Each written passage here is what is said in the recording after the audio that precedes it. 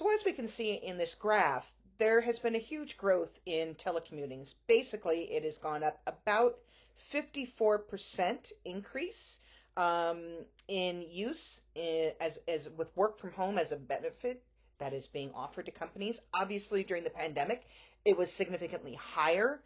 Companies didn't have a choice. If people wanted to work, we needed to keep them safe and separated and not be passing on a highly contagious virus to each other. And you'll notice that the lighter blue line that's below that is how much value people put on working from home as a benefit. And, early on, it was like, yeah, it seems kind of nice, not a big deal. But as the numbers of people increased in doing telecommuting, so did the desire for it as a benefit. And we are seeing a lot of companies, right? Those numbers are coming down now because people are being recalled back to work.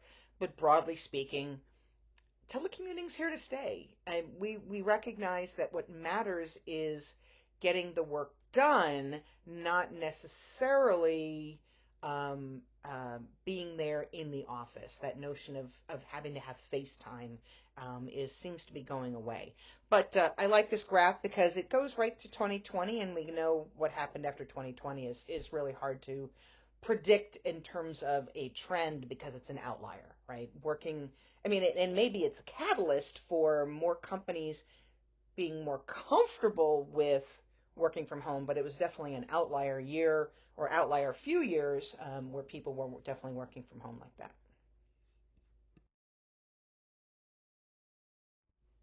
Moving on now to talk about multi-generational workforces, you can see that the percentage of what we call traditionalists or pre-baby boomers has really shrunk. It's less than 0.5%, and that was in 2022. We see more so, probably around no more than 17% are baby boomers.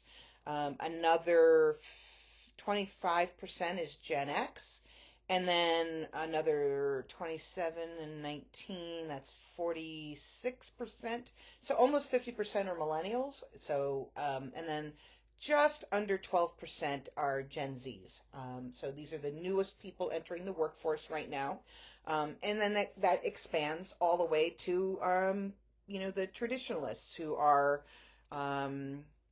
definitely older than 80 years old. And there aren't many of them, but there are definitely people that are out there working. And we know that age doesn't matter if someone's in good mental health, good physical health, good cognitive capacity. They can continue to do all sorts of work. There are lots of people that are out there 80 years and older that are continuing to work. I mean, I know we laugh and joke about, the current president who is over 80, but he's doing a good job, in many respects. And he's certainly not uh, suffering cognitively, to my knowledge anyway. Um, so interesting just to see how that continues.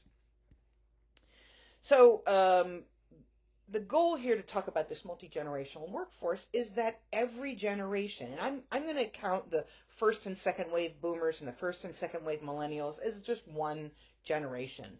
They have all different perspectives and points of view. They've had different events that have shaped the way that they see the world, and each one of those generations sees things very differently.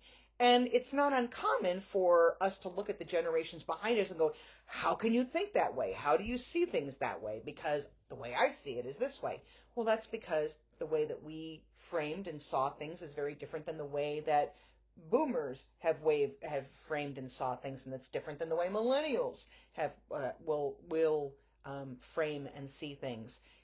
Those signifying events, which we'll get into in a little bit, make it really clear that we can't assume that every generation is going to be the same. They're all very different based on key events that happened that really had a tremendous impact on their perceptions and the way that they see the world.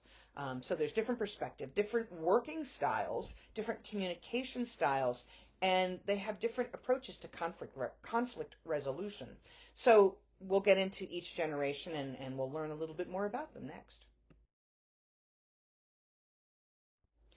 So our traditionalists, or as the list calls them, pre-boomers, pre-baby boomers, they were formed by the Depression era, by World War II, by the Korean War. These were formative events for them.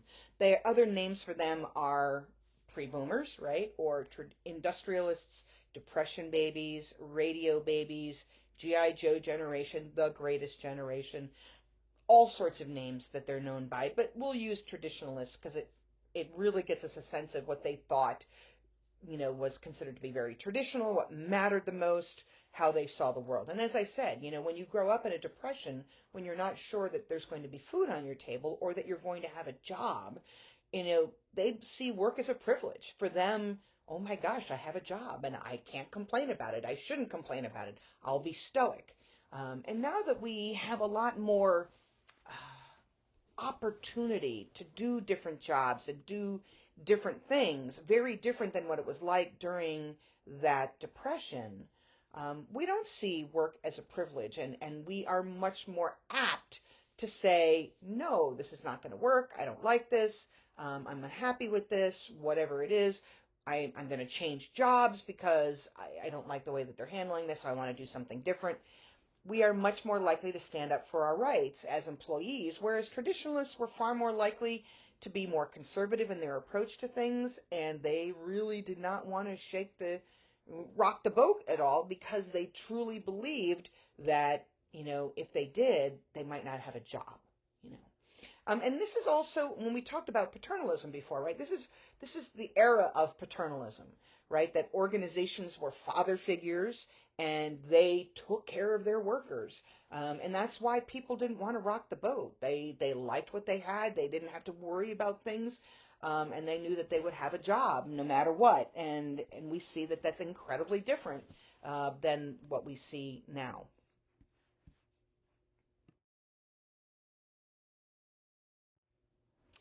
Traditionalists are also known for having a really great, strong work ethic, very disciplined in the way they approach things. They like stability in their environment. And that, again, aligns with that era of industrialism. And as we learned more about our industrial history, we know that post World War II, we were the only industrial nation around. We were the ones that dominated the field, and it was a fairly stable, predictable environment. And traditionalists like stable, predictable environments. The things that were the compelling messages for them were make do with what you have, do not complain, be heroic, stay in their line, make sure you sacrifice for others. That was the nature of the messages they got from society about how they should behave and why they should do what they do. And we recognize, right, that that's not the same messages that we get today. That's the messages that they had as traditionalists. Their big technology was radio, right? The thing that really shaped the way that they communicated with other people and could connect with other people was through radio. They got to listen to, what they called the fireside chats by President Roosevelt. They were able to listen to the radio and get the updates on the war and what was going on with the economic changes and the work programs that were out there for people. That was done via radio, which I know we might laugh at now. We don't really listen to radio in the same way, but there's lots of radio stations out there, and much more so even than there was in that day and age. Pretty much you turn your radio on, there was a handful of stations you could listen to, and that was about it. Nowadays, our airwaves are flooded with radios and satellite radio and, all sorts of other, streaming services like Pandora or Spotify or things like that. So next we'll talk about boomers, and boomers are also known as the Vietnam generation or the me generation, the yippies and the hippies. There's this quintessential battle between people who compromised and started to take over businesses and believed, like Gordon Gekko, greed is good, versus the hippies and the hippie generation that were still fighting against the war and fighting for social justice issues. Some of the most important events that happened in their lifetime was the space race, obviously, when John Kennedy became president in the early 60s. And in his inaugural address in 61, he said he wanted us to go to the moon. He thought, by the end of his presidency, not pregnancy, at the end of his presidency and by the end of the decade, he wanted to see a man on the moon. So he put money into that race. Um, Also, that was big at this time was the civil rights movement for rights for people of color, people who are Black, Latino, etc., Asian, Native American, Pacific Islanders, etc., but also women's liberation. And that is still lagging behind the civil rights movement in many ways. But we've made certainly tremendous progress since 1962 or 64 when the Civil Rights Act was passed, protecting our civil rights for individuals. Obviously, we're seeing some changes and some pushback nowadays. People don't like that, but nonetheless, the laws are out there, and hopefully, we'll be able to figure out how we can peacefully coexist with people who don't believe these are important issues. The Kennedy assassination was really profound for this generation as well. They put a lot of faith in John Kennedy to make changes to the world, and unfortunately, his assassination, cut short some of those dreams, the Camelot dreams, as we've heard about. His brother's death also, Robert Kennedy, when he was running for president in 68, that was also a major blow to a lot of social justice movements and issues like that. And then, of course, overarching from the early 60s onward was the Vietnam War. And that Vietnam War and the protests against the Vietnam War are really what signifies so much of baby boomers and what they stood for at that time, or at least some of them did. There are some that just said, oh, that's a horrible thing. We should be, supporting our government at all costs. And I think that there's a fine line to walk between saying, right, war is bad, and the way that we treated some of those soldiers coming back from Vietnam was horrific. War is awful. We should not, I would personally love that we don't have wars, that people aren't killing each other. But when people are called to defend our country, they're called to do the work that our country sends them out to do, we should treat them with respect. That is so important to me, and I still to this day struggle with the way that we treat veterans in this country, and we need to definitely do a better job of that. But that's a whole different lecture, to be perfectly honest.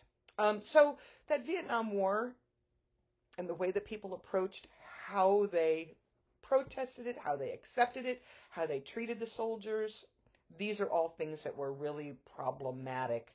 And it's important that we, honor and respect, the way that our military fought for us. Boomers, very different from the traditionalists, wanted to be much more involved in decision making. They really believed that they had something to say, and part of that came from the impact they had with all the anti-war protests and the civil rights movement activities and those sorts of things.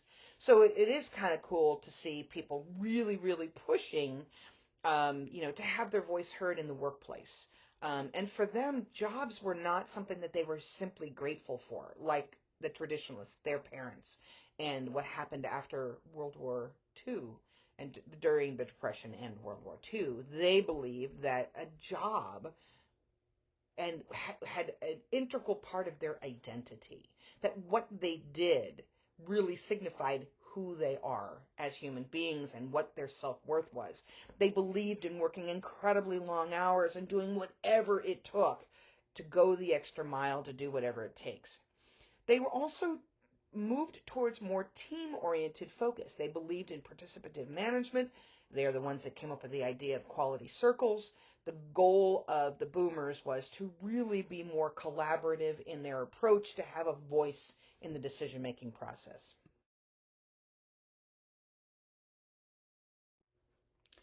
Nowadays, baby boomers are really redefining retirement. Part of that comes from the 2008, financial collapse that happened. Many of them were like, oh, I'm not going to retire to Florida or Arizona like my parents. I need to work longer to make up for what happened, the loss to their portfolio.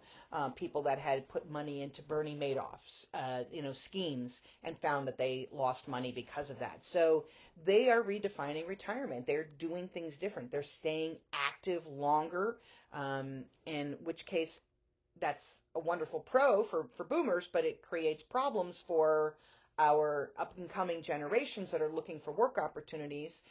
If we don't have the retirements that we would expect, there's not a lot of vacancies to move people into the flow of moving forward in their job careers. So some of the most compelling messages that boomers got was be anything you want to be. And that was a very different message than the traditionalists had. The traditionalists, as parents, told their boomer kids, go out and do what you can do. Do everything. Be better. You want to do things better than we left it for you. You want to make sure everything is, you're in a better position than the generation before you. They want to change the world. That was part of that whole protest movement with the Vietnam War, to protest the world, to change the way the world behaves. They were taught to work well with others. That was important for them, is to work more collaboratively, to live up to the expectations. But these boomers were also part of that nuclear generation, the duck and cover generation, where they had to, they were always under this threat of nuclear annihilation, and that was a concern. The biggest technology for boomers was television. That was the thing that was very formative to them. For first, of course, black and white TV, and then ultimately, as we got into the 60s, we saw color TVs, just as we saw color movies. In the early 40s and what have you, 30s and 40s.